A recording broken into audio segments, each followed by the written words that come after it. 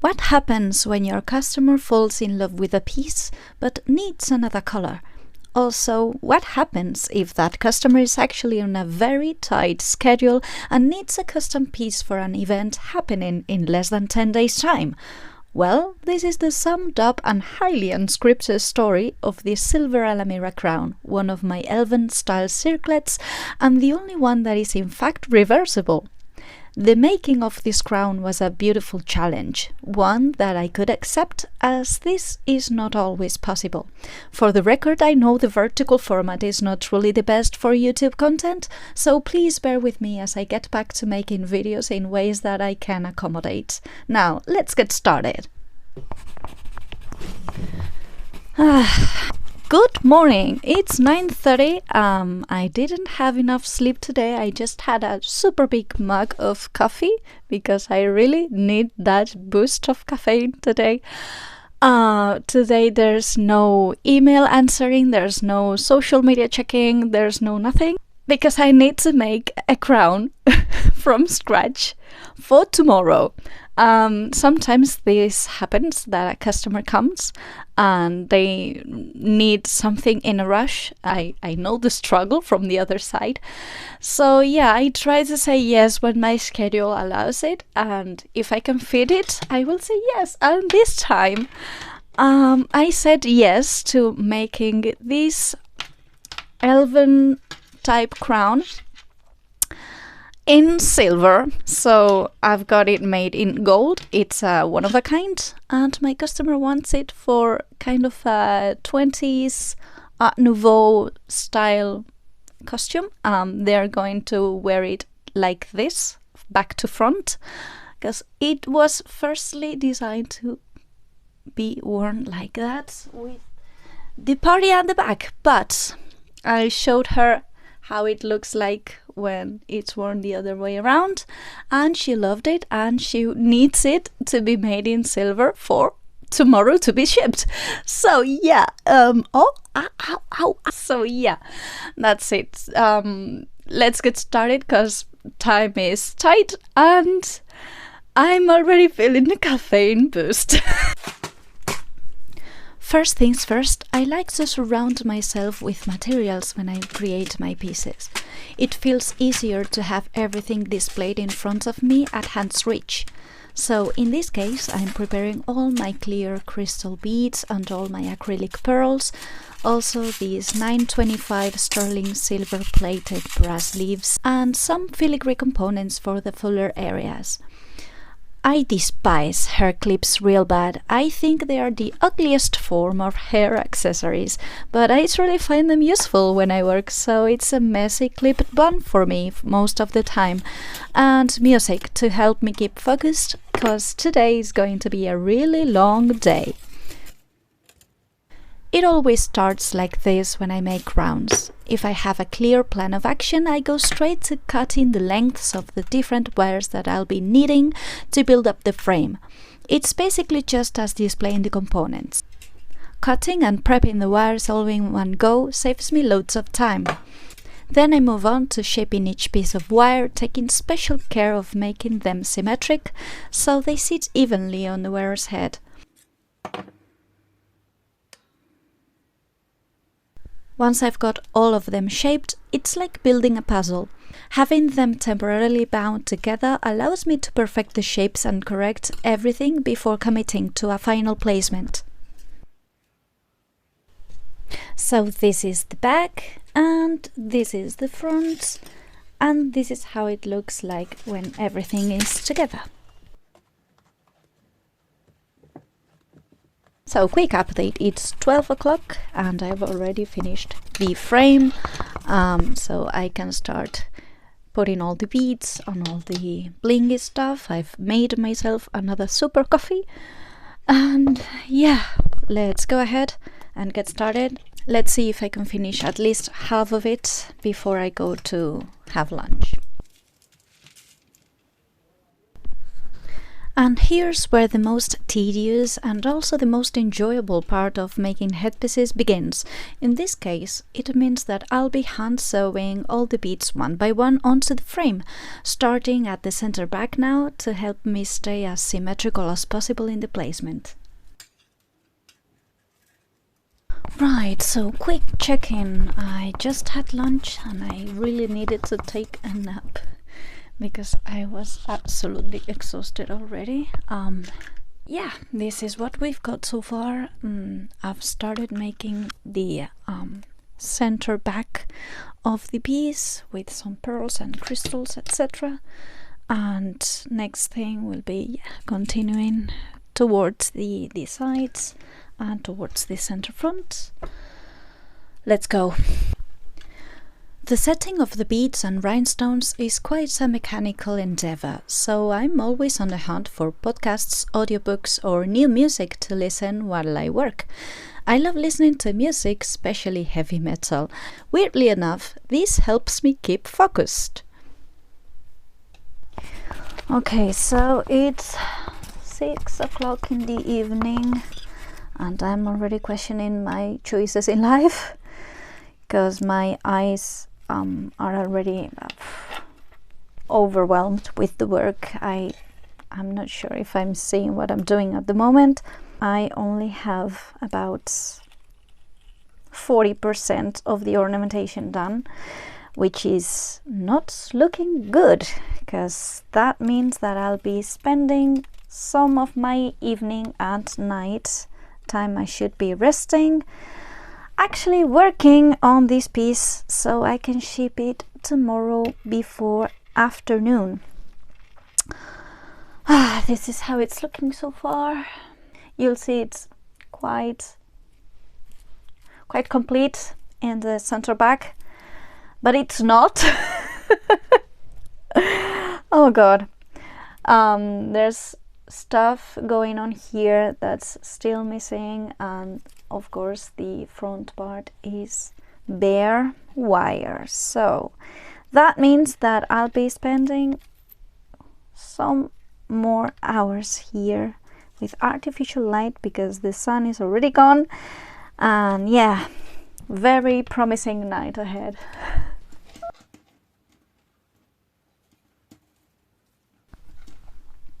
I often surprise myself. I do seem to have this much patience to hand sew each bead and each component to set them into place. My recommendation always is to not keep working when tired, because one tends to get impatient and do stupid mistakes. In this case, the working wires kept testing me as they got tangled often. And if they do get tangled or if they break unexpectedly, I just need to spend a little extra time and the last bit of my patience with some silent ugly swearing to fix whatever happens with that working wire. And yes, I try not to glue components. I don't really trust glue when it comes to durability. So in pieces like this, I like to carefully secure every filigree, bead and ornament with wire stitches. It's almost like hand embroidering.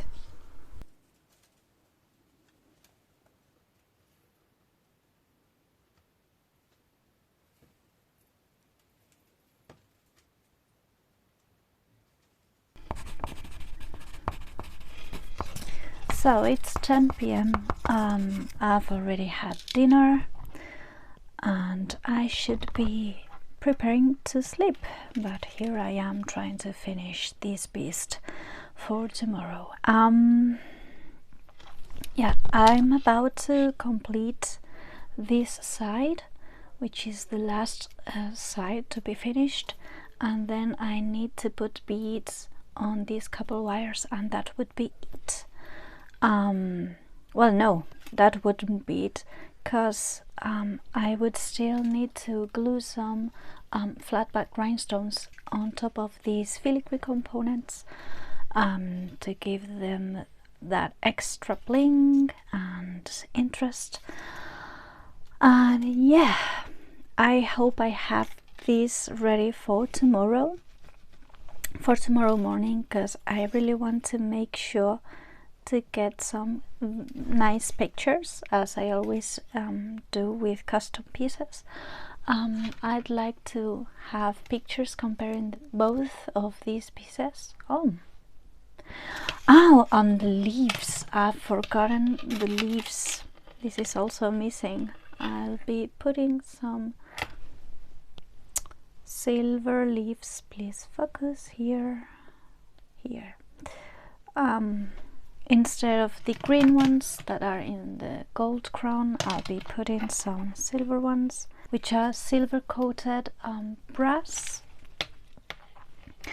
And yeah, so this side and the leaves and the flat back rhinestones, and that would be it.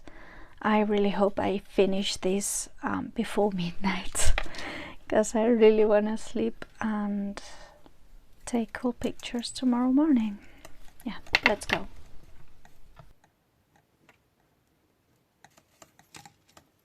The exhaustion from the whole day and the tired sight can easily play tricks on me, so I'm really paying close attention to make these last details neatly so I don't forget anything.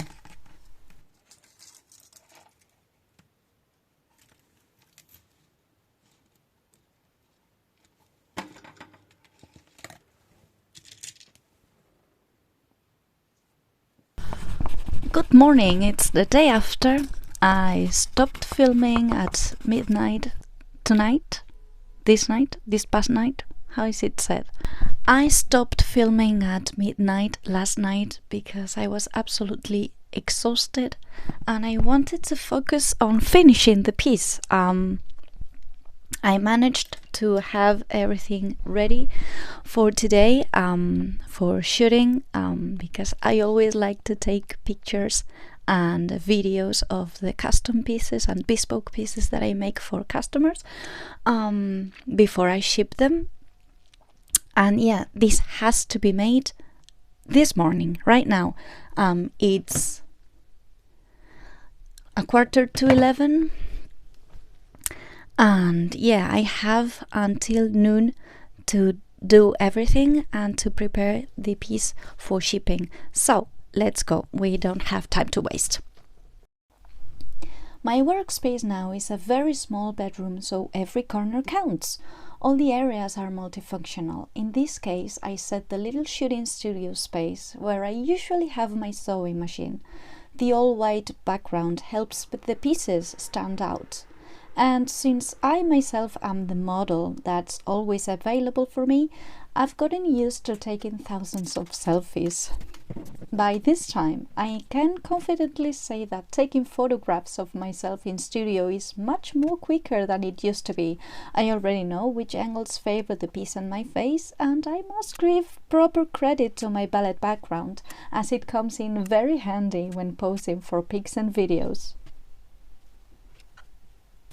Okay, so it's 1:30 in the afternoon and I've finished taking pictures. I need to create the shipping labels and the tags for the piece as well, and I hope I can ship this in the afternoon, first thing in the afternoon, after lunch. So yeah, I need to make the codes now to classify the piece, and that's what I'm focusing now. And I should be stopping speaking because I cannot concentrate. I cannot do these two things at once, and to tag everything correctly so the shipping goes smooth. And yeah, let's do this. I'm about to finish with this process. It's already been a very long Thursday and Friday and I cannot wait to get this done and take some rest because I really need it now and I think I deserve it.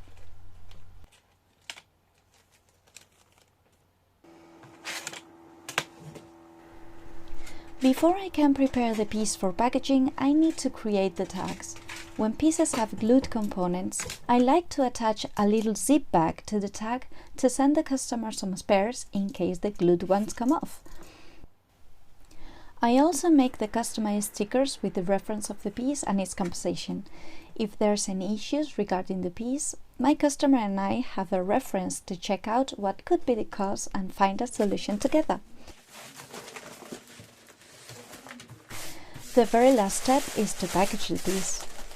I've got a very standardized method at this point, trying to pack the piece the best possible, because we all know the parcels can go through some harsh handling, adding the crisscross ribbon and a handwritten thank you notes and a cute flyer, and now off to the post office.